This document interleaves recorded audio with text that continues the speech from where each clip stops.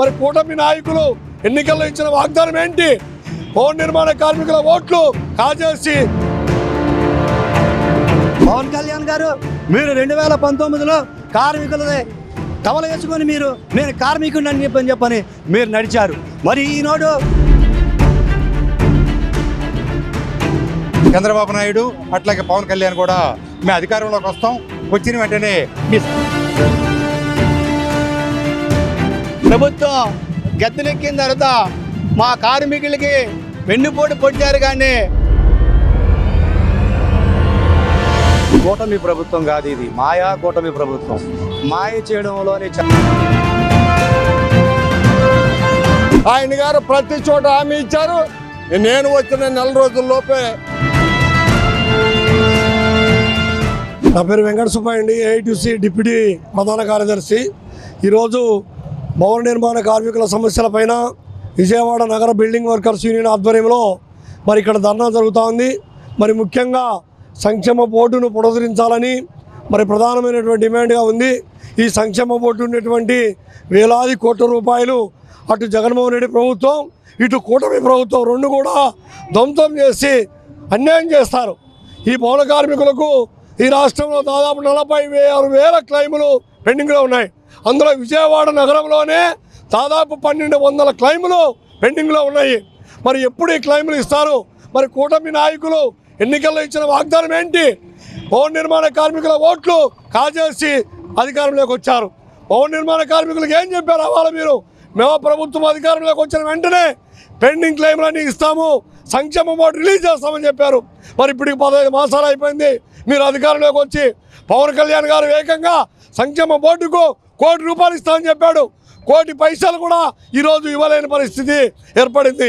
వీళ్ళన్నీ కూడా ప్రైవేట్ పరం చేయడానికి చూస్తున్నారు తప్ప ఇటువంటి అసంఘటిత కార్మికులు రెక్కాడి దగ్గర డొక్కాడిని బట్టి కార్మికులకు మరి చూసే పరిస్థితి లేదు. కాబట్టి ఈరోజు భవన నిర్మాణ కార్మికులుగా చెప్తున్నాం ప్రభుత్వానికి, మా సంక్షేమ బోర్డు పునరుద్ధరించి మీ క్లెయిములన్నీ కూడా పెండింగ్ క్లెయిమ్లు వెంటనే ఇవ్వకపోతే మీ అసెంబ్లీని కూడా అవసరమైంది మీ చంద్రబాబు నాయుడు ఇంటిని కూడా ముట్టడియడానికి భవన నిర్మాణ కార్మికులు సిద్ధంగా ఉన్నారు. కాబట్టి మీరు తక్షణమే ఆలోచన చేయండి. ఈరోజు బోర్డులు వేశారు, సలహా మండలి గుండుముక్కల రఘురామరాజు గారిని పెట్టారు చైర్మన్గా. దానికి కమిటీ లేదు, ఏమి లేదు. అదేవిధంగా సంక్షేమ బోర్డును వలవల బాబ్జీని పెట్టారు మల్లికార్జునరావు, వాళ్ళ కమిటీ సభ్యులు నియమించాల. ఉత్తర చైర్మన్లను పెడితే పని జరుగుద్దా? కాబట్టి ఈరోజు చంద్రబాబు నాయుడు గారు ఆలోచన చేయాలి.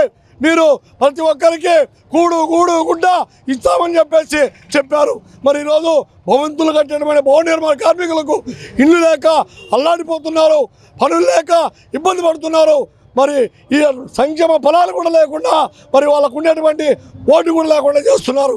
కాబట్టి ఇది పద్ధతి కాదు, పద్ధతి మార్చుకోవాలని చెప్పేసి మేము ఏఐటీసీ భవన నిర్మాణ కార్మిక సంఘం తరపున డిమాండ్ చేస్తున్నాం. కేఆర్ ఆంజనేయులు, నగర ఏఐటీసీ అధ్యక్షుడు. అయితే రాష్ట్ర ఏఐటీసీ రాష్ట్ర వ్యాప్తంగా ఉన్నటువంటి భవన నిర్మాణ కార్మికుల సమస్యల పరిష్కారం కొరకు ప్రోగ్రాం నిర్ణయం చేశారు. ఆ నిర్ణయం మేరకు రాష్ట్రంలో ఉన్నటువంటి మొత్తం ఎమ్మెల్యేలందరికీ కూడా ఏదైతే చంద్రబాబు నాయుడు గారు మరి ఎన్నికల వాగ్దానంలో ఇచ్చినటువంటి ఏదైతే వాగ్దానం ఉందో దాన్ని నెరవేర్చమని మాత్రమే అడుగుతున్నాం. ఎందుకంటే ఆ రోజు జగన్మోహన్ రెడ్డి గారు అన్యాయం చేశాడు, మేము బాధల్లో ఉన్నామని ఆయన వెళ్ళిన ప్రతి చోట కూడా భవన నిర్మాణ కార్మికులు మెమోరండాలు ఇచ్చి మాట్లాడటం జరిగింది. ఆయన గారు ప్రతి చోట హామీ ఇచ్చారు. నేను వచ్చిన నెల రోజుల్లోపే మీకు ఖచ్చితంగా మీ బోర్డుని పునరుద్ధరిస్తాను, మీ అందరి క్లెయిములు ఏమి ఇబ్బంది లేకుండా నేను పరిష్కారం చేస్తున్నటువంటి చంద్రబాబు నాయుడు గారు ఈ రోజు వరకు కూడా ఆయన గారు ఇంతవరకు ఏ ఒక్కరికి బోర్డేని దాన్ని పునరుద్ధరించాల. ఏ ఒక్కరి క్లెయిమ్లు అనేక బాధలు పడుతున్నారు. మరి ఇందాక సుబ్బయ్య గారు చెప్పినట్టు రెక్కడితే డొక్కన్నటువంటి ఎండనక వాననక పనిచేసేటువంటి ఈ అసంఘటిత రంగంలో ఉన్నటువంటి కార్మికులకి మీరు ఏం చేస్తారు? మీరు చెప్పినటువంటి వాగ్దానాన్ని నిలబెట్టుకోవాలని మాత్రమే అడుగుతున్నాం. ఖచ్చితంగా మీ యొక్క వాగ్దానాన్ని నిలబెట్టుకొని ఈ భవన నిర్మాణ కార్మికులకు న్యాయం చేయాలని, బోర్డుని ఇమీడియట్గా పునరుద్ధరిస్తే వీళ్ళకి న్యాయం జరుగుతుందని మేము మరి ఏఐటీసీ తరఫున కోరుకుంటున్నాం. భవన నిర్మాణ కార్మిక సంఘం రాష్ట్ర అధ్యక్షులు. మరి గత ప్రభుత్వం 2019 అధికారంలోకి వచ్చిన తర్వాత సంక్షేమ బోర్డును నిర్వీర్యం చేసి 12-14 జీవోని తీసుకొచ్చి మరి 1200 కోట్ల రూపాయలు వాడుకోవడం జరిగింది. ఈ సంగతి తెలుసుకున్న చంద్రబాబు నాయుడు అట్లాగే పవన్ కళ్యాణ్ కూడా మేము అధికారంలోకి వస్తాం, వచ్చిన వెంటనే మీ సమస్యలు పరిష్కరించడంతో పాటు ఏదైతే పెండింగ్లో ఉన్న క్లెయిమ్లు ఉన్నాయో ఆ క్లెయిమ్లకు నిధులు మంజూరు చేస్తామని చెప్పారు. అయితే నమ్మించారు, మేము కూడా నమ్మాం. మరి మా కార్మికులందరూ కూడా మరి ఇది చేసాం.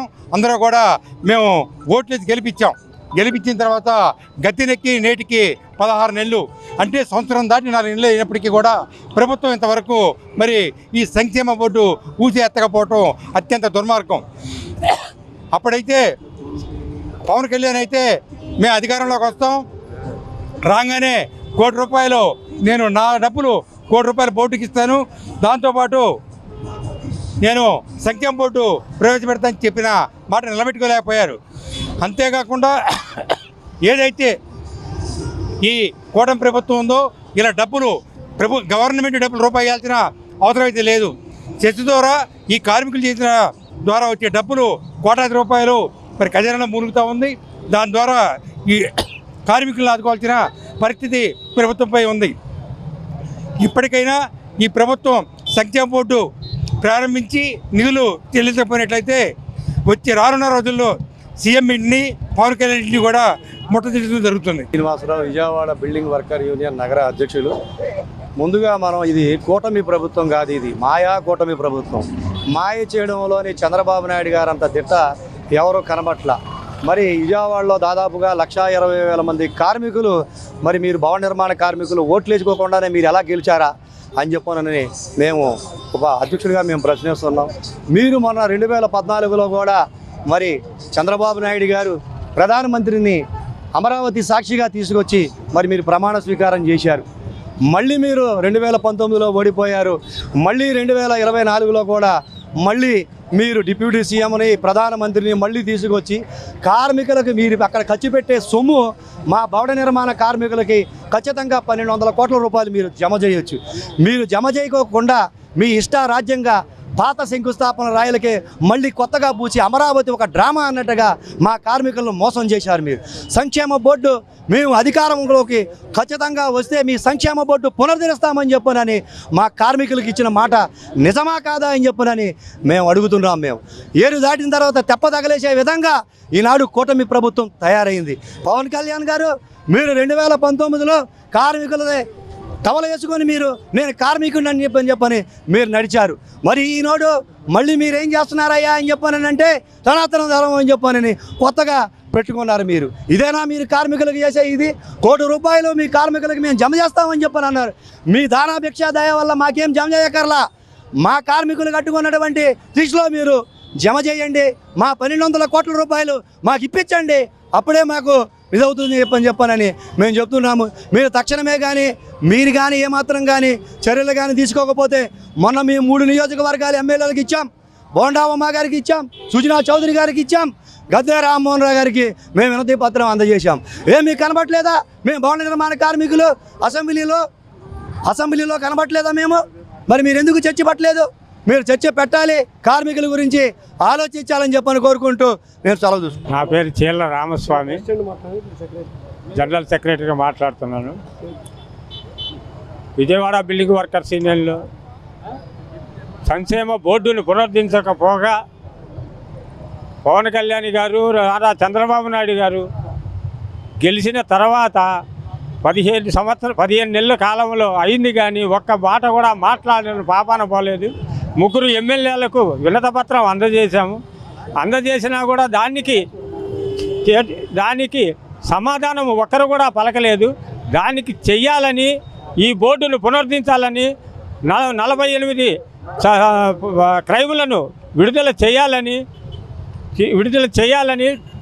కోరుతూ సెలవు తీసుకుంటాం అండి. మా కార్మిక తరఫున అయ్యా చంద్రబాబు నాయుడు గారు, మీ పదవి వచ్చిన తర్వాత మాకు ఒక్క పథకం కూడా మాకు అమలు కావట్లేదండి.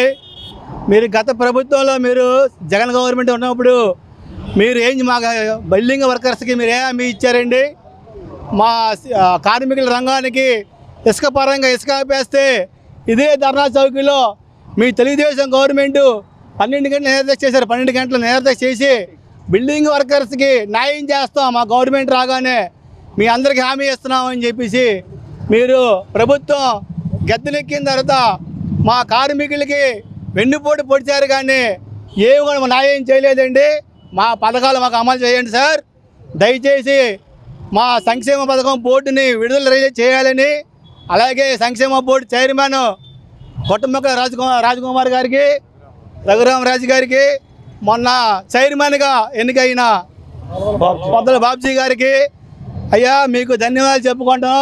మా మొర ఆలకించండి సార్, మా కార్మికుల గురించి పట్టించుకోండి సార్, మా సంక్షేమ పథకాలు మాకు వచ్చేట్టు చూసి మా కార్మికులు న్యాయం చేయాలని కోరుకుంటున్నాం.